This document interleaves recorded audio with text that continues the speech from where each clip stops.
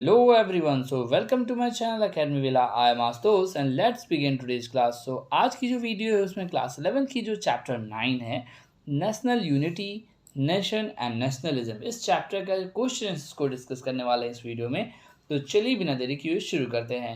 पहला क्वेश्चन है what type of country is India. भाई इंडिया के बारे में पूछा जा रहा है, इंडिया किस टाइप की कंट्री है अकॉर्डिंग टू दिस चैप्टर, है ना। तो आंसर कहा जा रहा है कि India is a vast country with diversity of climate, religions, faith, languages, lifestyles, etc. Still there is unity. कहने का मतलब है डाइवर्सिटी का मतलब होता है विविधताएं, है ना। बहुत अलग अलग टाइप की चीज़ें हैं इंडिया में, है ना। डिफ्रेंशिएशन बहुत सारा है, बहुत सारी चीज़ों पे हम डिफ्रेंशिएट कर सकते हैं चीज़ों को। जैसे कि क्लाइमेट यहाँ का अलग है हर जगहों पे इंडिया में, अलग अलग स्टेट्स वगैरह में। रिलीजन्स अलग अलग हैं, फेथ, क्लाइमेट में जलवायु, रिलीजन मतलब धर्म वगैरह, फेथ एंड विश्वास लोगों का हर जगह पे अलग है जैसे तरीके से। लैंग्वेजेज अलग है, लाइफस्टाइल जीने का तरीका अलग है। इसके बावजूद भी इसके बावजूद भी यहाँ पे यूनिटी है, एकता है। अगला क्वेश्चन, व्हाट इज डेमोक्रेसी, है ना। लोकतंत्र क्या है। Democracy means equal rights for all and people have a right to choose their own government. Democracy का मतलब होता है सबको एक अधिकार मिला हुआ है और सबको मतलब इक्वल अधिकार है और लोगों को ये अधिकार है कि वो अपनी गवर्नमेंट सरकार खुद बना सके। तीसरा है कि name some famous personalities Bihar has produced. Bihar से जो सबसे फेमस पर्सनालिटीज़ निकल के बाहर आए उनके नाम पूछ रहे हैं। तो Bihar produce great man like doctor Rajendra Prasad and Jayaprakash Narayan and many others. अभी तो दो नाम दिए जा रहे हैं, डॉक्टर राजेंद्र प्रसाद जो कि हमारे पहले राष्ट्रपति भी रह चुके हैं, और जयप्रकाश नारायण, और भी बहुत सारे लोग हैं। अगला क्वेश्चन है कि who was JP, what do you know about him. तो इस चैप्टर में ना जयप्रकाश नारायण के बारे में बात किया गया है, जिसको लोकनायक के नाम से भी जाना जाता है, जेपी के नाम से भी जाना जाता है। तो जेपी कौन थे, तो Loknayak Jayaprakash Narayan is popularly known as JP. He was a great freedom fighter, he work for Sarvodaya. तो पहली चीज़ तो बता दी मैंने, इनका पूरा नाम था लोकनायक जयप्रकाश नारायण और इनको जेपी के नाम से फेमस थे ये। ही was a great freedom fighter, ये बहुत बड़े फ्रीडम फाइटर थे, है ना। आज़ादी की लड़ाई में उन्होंने बहुत ज़्यादा उनका भागीदार है, तो बहुत बड़े भागीदारी हैं इसके। ही वर्क फॉर सर्वोदय, उन्होंने सर्वोदय एक जो उन्होंने मूवमेंट चालू किया था उसकी सोशल कॉज को लेकर बहुत जागरूक रहते थे, लोगों को अवेयर करते थे। तो उसी के संदर्भ में ये जो सर्वोदय उन्होंने अभियान चलाया था। अगला क्वेश्चन है कि how did he come to be known as Loknayak. उनको लोकनायक कैसे वो बने, कहने का मतलब है। तो he started a movement against suppression of civil liberties. Civil का मतलब होता है नागरिक, लिबर्टीज का मतलब आज़ादी। तो जब लोगों की, नागरिकों की जो आज़ादी थी उसको सप्रेस किया जा रहा था, तो उसके अगेंस्ट जाकर उन्होंने एक मूवमेंट शुरू किया था। It is called JP movement और उसका नाम दिया गया JP movement. He directed the nation to true freedom, उन्होंने नेशन यानी कि राष्ट्र को सच्ची आज़ादी की तरफ अग्रसर कराया। So he is known as Loknayak. Sorry यहाँ पे वी है, ये ए ही होगा, राइट, सॉरी, ओके। अगला क्वेश्चन है कि why is 5 June known as Sampoorna Kranti दिवस। तो 5 जून को संपूर्ण क्रांति दिवस क्यों मनाया जाता है। 5 जून को a political movement was initiated by student in the Indian state of Bihar in 1974, led by the veteran Gandhian socialist Jayaprakash Narayan, popularly known as JP, against misrule and corruption in the state government. तो वहाँ पे मिसरूल किया जा रहा था, यानी कि रूल जो नियम हैं उनको उनको भंग किया जा रहा था। वहाँ पे करप्शन बहुत बढ़ गया था बिहार में। तो उसी स्टेट गवर्नमेंट के अगेंस्ट जाकर, है ना, जो कि जयप्रकाश जो जी थे वो गांधीयन थे, एक तरीके से गांधी जी की सिद्धांतों पे चलने वाले इंसान थे। तो उन्होंने 1974 में, है ना, 5 जून को एक पॉलिटिकल मूवमेंट को इनिशिएट किया था। वहाँ के स्टूडेंट्स के द्वारा उनको सपोर्ट मिला था जयप्रकाश नारायण को, और इसी वजह से इसको संपूर्ण क्रांति दिवस के नाम से जाना जाता है। चलिए अब अगले क्वेश्चन की तरफ बढ़ते हैं। पहला क्वेश्चन है answer the following question briefly में कि what were the two important events and when they taken place. तो द टू इम्पॉर्टेंट इवेंट्स, जो दो इम्पॉर्टेंट इवेंट्स थे जो कि हुए थे, जो कि 1857 में थे, 1885 में। 1857 में क्या हुआ था, it was an open and armed struggle for sovereign power. Sovereign का मतलब होता है राज, है ना, राजतंत्र पाने के लिए, है ना, स्ट्रगल किया गया था, है ना। उसका नाम वो 1857 में हुआ था। फिर 1885 में it was a humble petitioning for royal commission, मतलब रॉयल कमीशन यानी कि आपको एक तरीके से होता है ना, आपका आपका हक मिले, राज दरबार वाला जो होता है, तो उसका एक हम्बल पिटिशन था, है ना, उसके लिए याचिका दायर की थी इन लोगों ने एक विनम्र भाव से। तो वो 1885 में हुआ था, 1885 में। अगला क्वेश्चन है कि how did they bring incredible changes in national outlook, यानी कि वो एक तरीके से अविश्वसनीय तरीके से कैसे एक अलग दृष्टिकोण, नेशनल आउटलुक यानी कि राष्ट्रीय दृष्टिकोण से उन्होंने कैसे एक अविश्वसनीय चेंज लेकर आए, किस तरीके से। So the answer is both of this events were national movement. ऊपर हमने जो दो इवेंट्स के बारे में बात करी, वो दोनों के दोनों जो थे वो नेशनल मूवमेंट थे, है ना, राष्ट्रीय तौर राष्ट्रीय स्तर पे बहुत बड़ा इवेंट था, मूवमेंट था, और they created a sense of nationalism in India, और इस वजह से लोगों के बीच में ना राष्ट्रीयता की भाव उत्पन्न हो गए लोगों के बीच में, राइट। चलिए अगला क्वेश्चन क्या है, nationalism does not mean the same thing to all the classes, why does JP say. देखिए ये चैप्टर पढ़ेंगे ना तो आपको समझ में आएगा कि जेपी जी भी परेशान हो गए थे लोगों की बहुत सारी प्रॉब्लम्स को देखकर। तो उनका यही कहना था कि nationalism doesn't mean the same thing to the all the classes, यानी कि राष्ट्रवाद का जो अर्थ है ना सभी वर्गों के लिए एक नहीं होता है, ठीक है। वाई डज जेपी से सो, ऐसा जेपी जी ने क्यों कहा। तो जेपी जी से so because according to him nationalism does not comprise the interest of all the classes and groups in nation. क्योंकि आप इस चैप्टर को पढ़ोगे तो समझोगे इसमें बहुत सारी दरारें थी। कुछ लोगों का मानना था, जैसे कभी पीजेंट्स का यानी कि किसानों का हनन होता था, वर्कर्स का हनन होता था, जो वहाँ के उद्योगपति थे वो लोग मानने को रेडी नहीं होते थे। उनको डर लगता था कि मैं अगर ब्रिटिश के ख़िलाफ़ जाऊँगा तो हमारा नुकसान होगा। तो ऐसे करके ना नेशनलिज़्म सबके लिए अलग था, अलग तरीके के मायने थे उनके। चलिए अगला क्वेश्चन क्या है, what according to the author is the first breach in national unity. देखिए वही आ गई दरार वाली बात। अकॉर्डिंग टू ऑथर, लेखक के हिसाब से नेशनल यूनिटी, राष्ट्रीय एकता में पहली दरार किस चीज़ को लेकर मानी जाती है। The first breach was between the princess and the national movement, है ना। तो पहला जो दरार था ना वो राजाओं और जो नेशनल मूवमेंट था उसके बीच में था। क्या था, the national movement oppose the British imperialism. भाई जाहिर सी बात है, राष्ट्रीय जो मूवमेंट होगा, है ना, नेशनल स्तर पे जो मूवमेंट होगा, जो कि ये करते थे जेपी नारायण जी, है ना, तो उसके वो जो चीज़ें थी वो किसके अपोज थी, ब्रिटिश इम्पेरियलिज्म की। But the princess supported it, लेकिन जो राजाएँ थे वो दूसरे लोगों को उनको सपोर्ट करते थे, है ना, तो इस वजह से वो उसके खिलाफ नहीं जाते थे।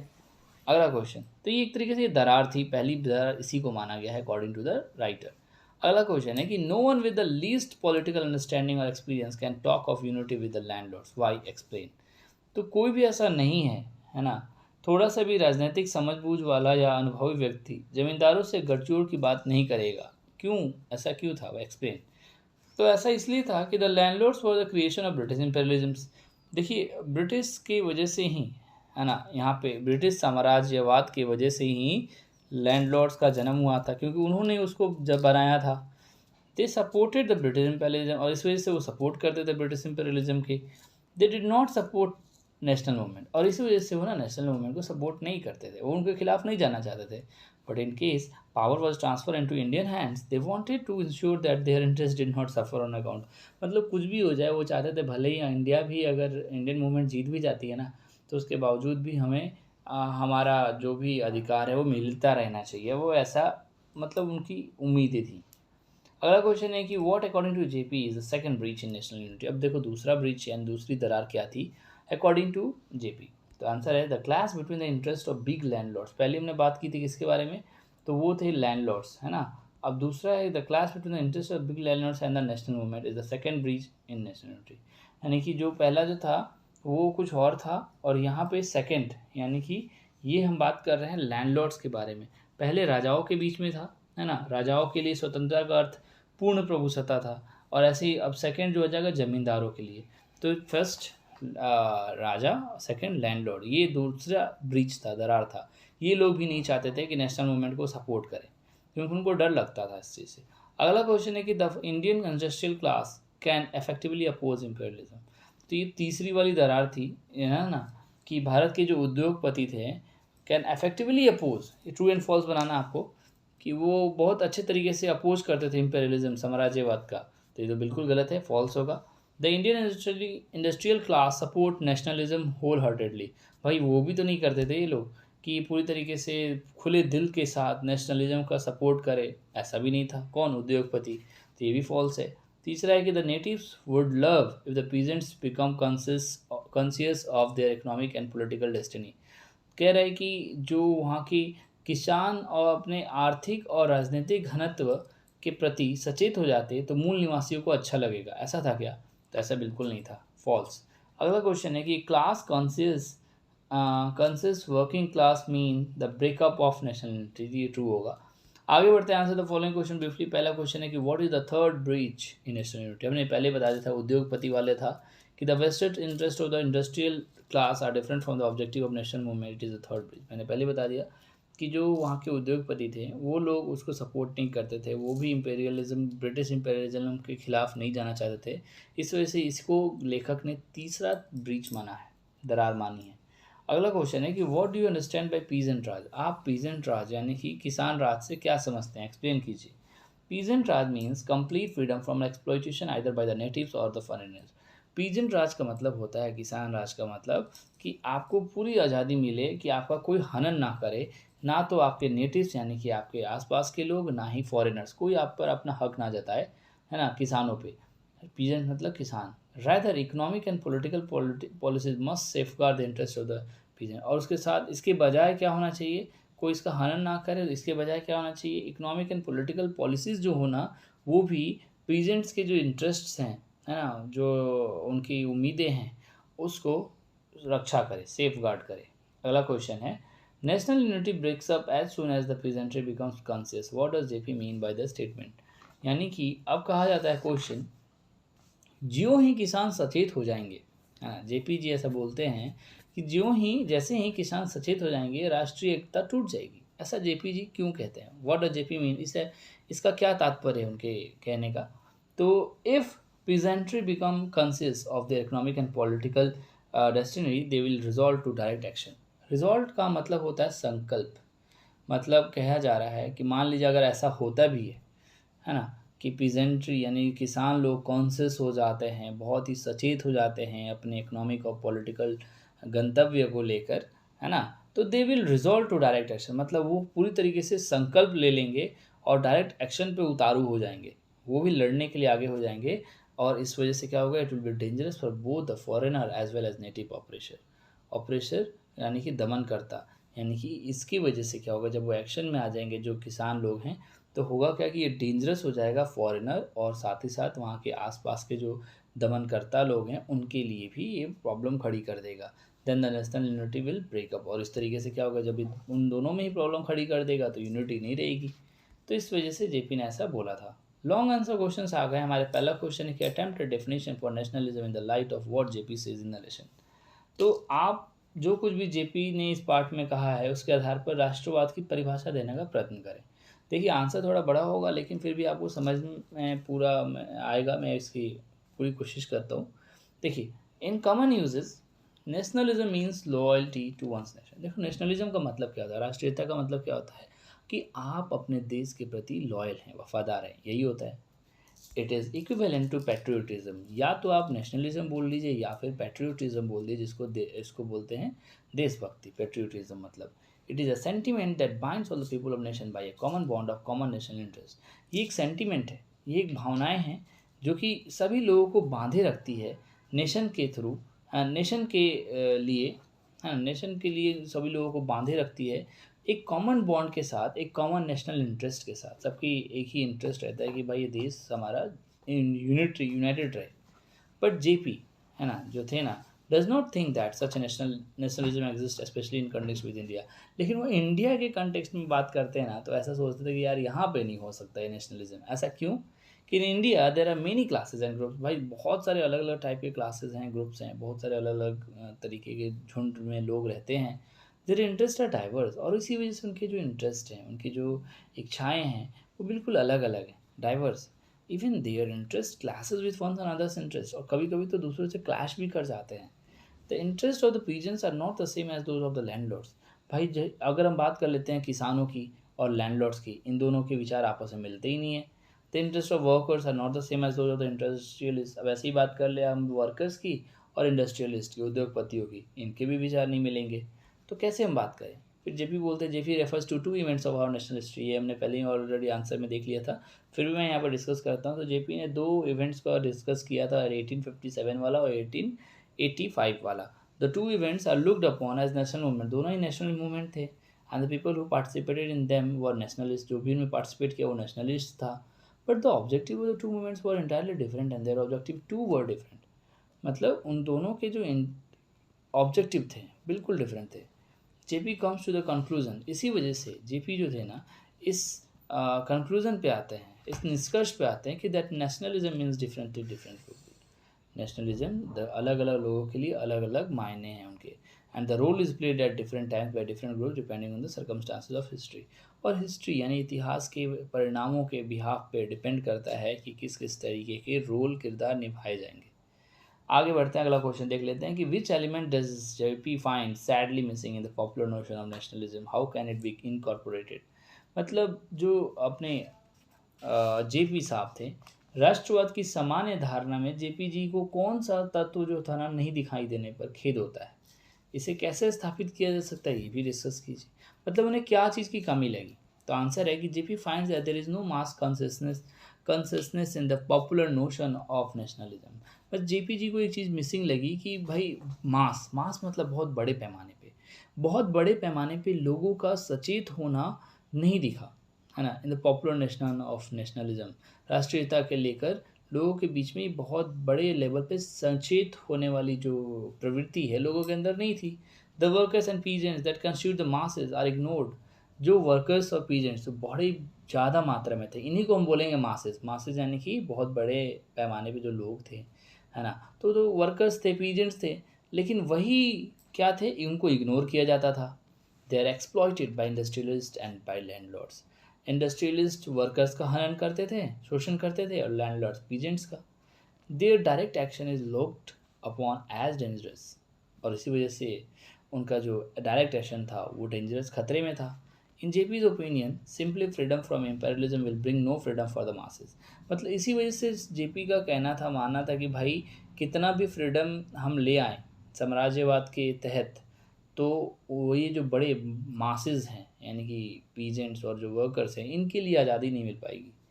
द अपर और powerful class will enjoy the fruits of workers and peasants fight against British imperialism.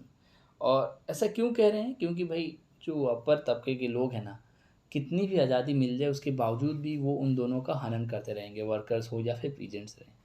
He wants freedom from exploitation, he wants peasant raj, लेकिन वो चाहते थे कि यहाँ पे किसान राज बहाल हो। By this he means that the peasant should have freedom to shape the nation's economic and political policies in accordance with their own interest. क्योंकि वो चाहते थे कि भाई ये जो किसान हैं, ये वर्कर्स हैं, जो कि बहुत भारी पैमाने पे हैं, इनकी मात्रा ज़्यादा है, ये लोग ज़्यादा नंबर में हैं, तो इनको भी अपने इंटरेस्ट के हिसाब से कुछ ना कुछ चेंजेस करने चाहिए, मिलना चाहिए इनको हक कि वे कुछ कर पाएँ। The worker should be free from wage slavery, और वर्कर्स को पूरी तरीके से छूट दी जानी चाहिए वेज स्लेवरी, यानी कि आपको जो गुलाम बना के जो आपको तनख्वाह देते हैं ऐसे करके, वो वाली चीज़ से उनको मुक्त करना चाहिए। He wants social ownership of means of production, जो भी वो प्रोड्यूस कर रहे हैं उसका पूरा उनका हक मिलना चाहिए। But unfortunately the workers and peasants are non concerns of their political and economic destiny. No one even desired to keep on exploiting peasants and worker. मतलब वो इस सब चीज़ से अभिज्ञ हैं, उनको कुछ पता नहीं है कि उनका शोषण किया जा रहा है, और इसी वजह से नो वन इवेंट, और वो किसी में उनमें से कोई भी इस चीज़ की इच्छा भी नहीं रखता कि भाई हमारे शोषण हो रहा है तो हमें आवाज़ उठानी चाहिए, और इसी वजह से ये सब दिक्कतें हैं जो कि जेपी इसको बताना चाह रहे हैं। अगला क्वेश्चन है कि did India really achieve what JP wanted it to achieve. क्या आज के दिनों तक भी क्या जेपी ने जो सोचा था, जो चाहा था, क्या वो अचीव हुआ है क्या आज तक। तो आंसर है JP wanted freedom from exploitation for the peasants. वो तो यही चाहते थे कि भाई पीजेंट्स और जो वर्कर हैं उनको एक्सप्लॉइट नहीं किया जाए, उनका उस पर शोषण नहीं किया जाए। ही वॉज अ सोशलिस्ट, क्योंकि वो सोशलिस्ट थे, समाज सुधारक थे, and wanted the workers to be free from wage slavery. वो चाहते थे वेज स्लेवरी से सबको मुक्त कर दिया जाए। He wanted social ownership of means of production. No doubt his aims were idealistic. मानते हैं कि उनकी जो विचार थे वो आदर्शवादी थे, perhaps that high level of freedom is not possible to achieve. उस बड़े पैमाने पे जो आज़ादी चाहिए थी हो सकता है कि अचीव ना कर सके हम। In many countries this type of experiments have failed, क्योंकि इस तरीके की जो भी कोशिशें दूसरे देशों में की गई है वो अक्सर फेल रही है। इसी वजह से ऐसा कहा जा रहा है कि हो सकता है वो अचीव ना कर पाएँ। In India Nehru too wanted a socialistic pattern of society.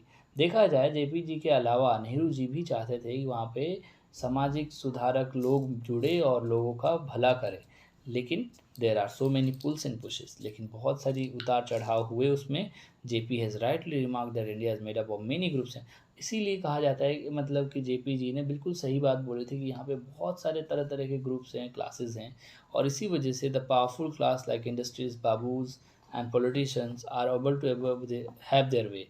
इसी वजह से जो पावरफुल क्लासेस हैं, इंडस्ट्री उद्योगपति वाले लोग हैं, बाबू लोग हैं, पॉलिटिशियन लोग जो हैं, ये अपना रास्ता निकाल लेते हैं और इनको बाकी लोगों को दबा के रखते हैं।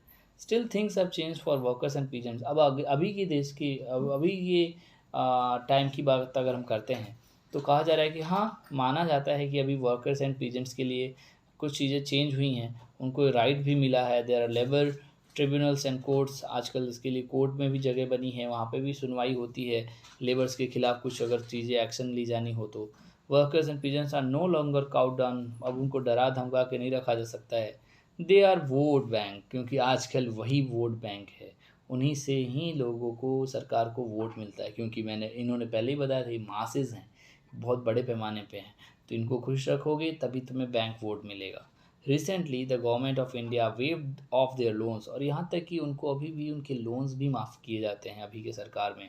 But unless the farmer and peasants are free from hunger, unless they are educated, unless they are free from fear, their condition cannot change। भले ही बहुत सारी चीज़ें चेंज हुई हैं, भले ही उनको भूख से बचाया जा रहा है, उनको भुखमरी का शिकार नहीं होने दिया जा रहा है, उनको एजुकेट किया जा रहा है, उनको उनको डर भय से मुक्त किया जा रहा है, उसके बावजूद भी उनकी कंडीशन चेंज नहीं हुई है। और इसी तरीके से हम कह सकते हैं कि JP's dream is yet too distant to achieve. JP ji की जो सोच थी, जो सपना था, वो अभी तक पूरी तरीके से पूरा नहीं हुआ है। तो इस तरीके से आपको मैंने वीडियो पूरा समझा दिया है, सारे क्वेश्चंस क्लियर करा दिए हैं। आशा करता हूँ आपको समझ में आया होगा। फिर भी आपको कोई क्वेरी लगती है मुझे कमेंट सेक्शन में लिख के पूछें। और इस चैप्टर का जो वीडियो है, जो चैप्टर का वीडियो है उसका इलस्ट्रेशन मैंने ऑलरेडी कर रखा है। आप इस वीडियो के डिस्क्रिप्शन में जाके उस वीडियो को देख सकते हैं, उसका लिंक मैं प्रोवाइड कर दूँगा। मिलते हैं फिर नेक्स्ट वीडियो में, तब तक के लिए stay home, stay safe. Thank you so much.